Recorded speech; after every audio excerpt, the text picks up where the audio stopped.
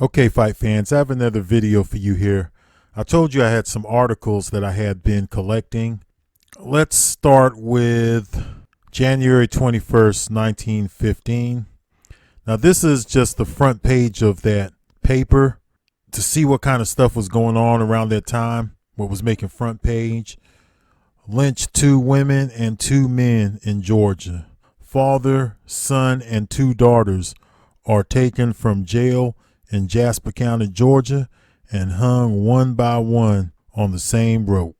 Okay, so that's the kind of thing that was going on back then.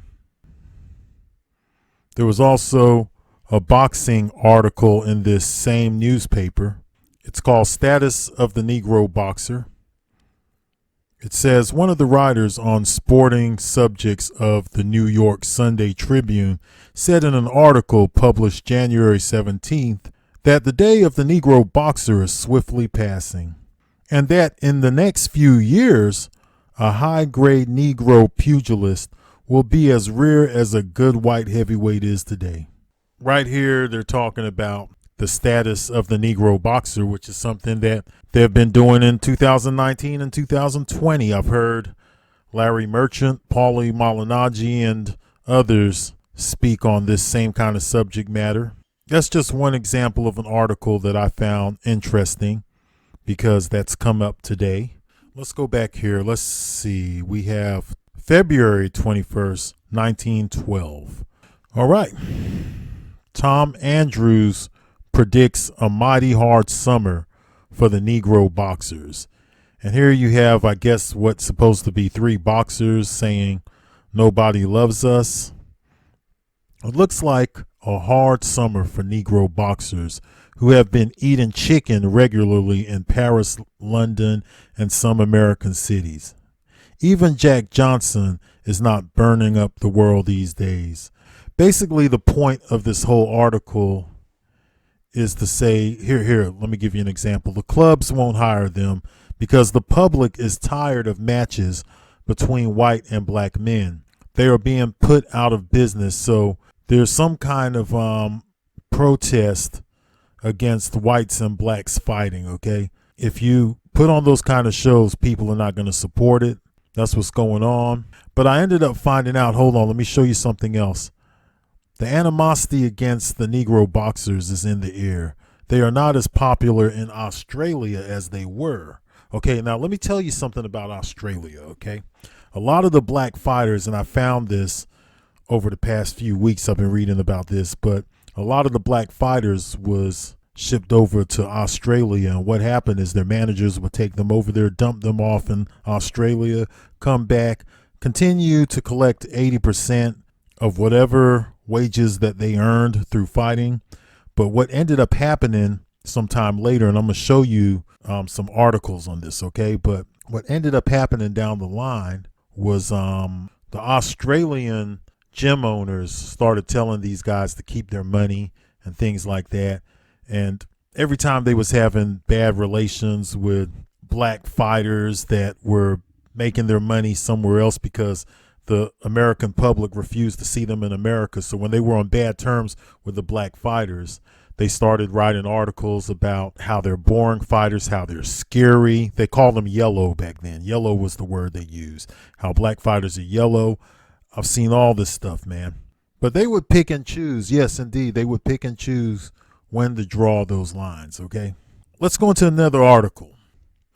July 25th, 1916. A paper from out of Montana, okay?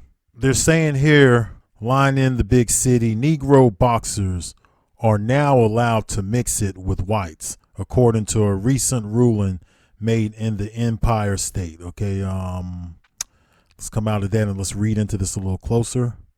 Through the instruction of Governor Whitman of New York, the rule of the Boxing Commission of that state against mixed bouts or bouts between white and colored boxers.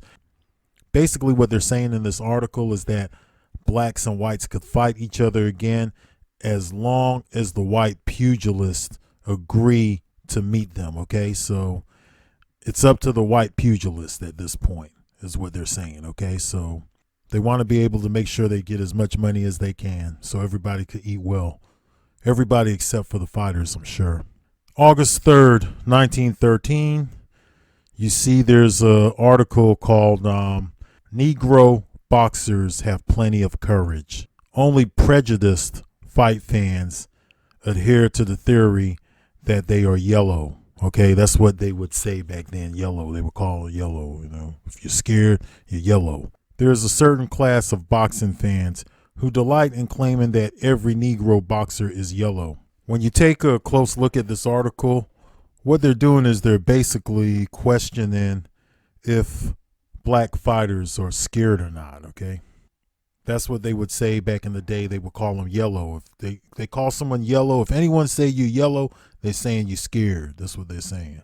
And this writer kind of takes a stance as though he's defending the black fighter, saying that he doesn't believe that they're scared. The average Negro is not as self-confident as the average white man, but the reason is not because he is lacking in moral courage, but it is the effect of being subjected to the will of the white man in years gone by. Okay, so this is another article of that time period. They would say that the black fighters were afraid, but yet they're the ones who drew the lines. They're the ones who drew the color lines. So I don't really know how that adds up. But I'm telling you, this is what boxing was built off of. As you can see, it's continuing. August 21st, 1911, okay? Black fighters shy on ability to take a hard wallop. Right here, basically what they're saying is that black fighters are quitters, they're yellow, can't take a good beating, that kind of stuff, okay? So they're downgrading black fighters in this article here. The Altoona Times, August 21st, 1911. Okay, September 23rd, 2023. Negro scrappers below par today. They go into Jack Johnson and Langford and them guys, and they say that the whites are the bosses now, okay? This is the time of Jack Dempsey, 1923. But Jack Dempsey was not fighting black fighters, so I don't understand where they're coming up with a lot of this stuff, okay? They're just making this stuff up. That's what they're doing. Because they drew the color boundaries. They drew the lines. They drew the lines now, okay? And then they're coming up with all this kind of stuff here. Your top fighter wasn't fighting black fighters at the time. So let's just be honest about that. Pittsburgh paper, July 16th, 1938. Our champions. Is the race going to help them fight the good fight? Future of our champions menaced by celebration. So they're giving an example of a role model black fighter for them, which is Joe Louis. And they're trying to say that because the black fighters are celebrating after these victories, that it's going to mess up boxing pretty much. And Joe Louis is trying to teach young fighters to be respectful. And that's what they would always do. There's another video that I dropped earlier where I showed you an example of a London referee using young Peter Jackson as the role model type guy.